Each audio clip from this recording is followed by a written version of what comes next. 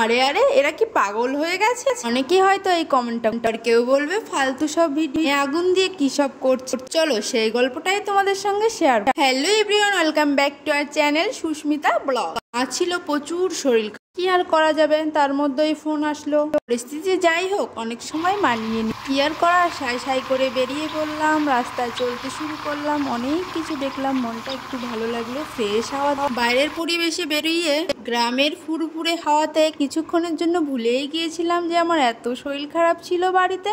Finally চলে এসেছি প্রায় কাকিদের বাড়ির সামনে। আমিও তো মাথা মোটা, কাকি বললে আর কি তোমরা বুঝতে পারবে, এটা হচ্ছে আমার কাকা শ্বশুর বাড়িতে। দেখো দাদা ভাই, ফাইনালি চলে এসেছি বাড়ি। ভালো মিষ্টি, আমি কিন্তু পোস্ট করে দেবো ভিডিও। চলো এবার ঘুরতে চলেছে সেই কাণ্ড। কি করবে খান? বস বস মেলা বড় টানছি, দাঁড়া তুলবো। এ ভাই গায়ে লাগবে রে, ওদিক ধরে বস, আমি কাপড় নিয়ে এসে এটা বাবা নাতি ওরে বিশ্বাস না তুই কর। ও কি করছে? ও ভিডিও কল করছে। হ্যাঁ ওইভাবে নিচু কর, কান নিচু করো।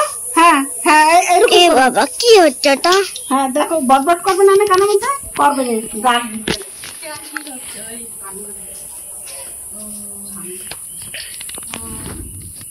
আসল ঘটনাতে বলি, অনেকদিন ধরে আমার কানে ভীষণ ব্যথা। ডক্টর দেখিয়েছি, ওষুধ নিয়েছি, ড্রপ লাগিয়েছি। এবার কাকি শুরু করে দিল এই ঘরোয়া টুটকাটা আমার উপর। দেখি কি হয়। ওইখান থেকে তো ওইখান থেকে আর একটু দূরে যা।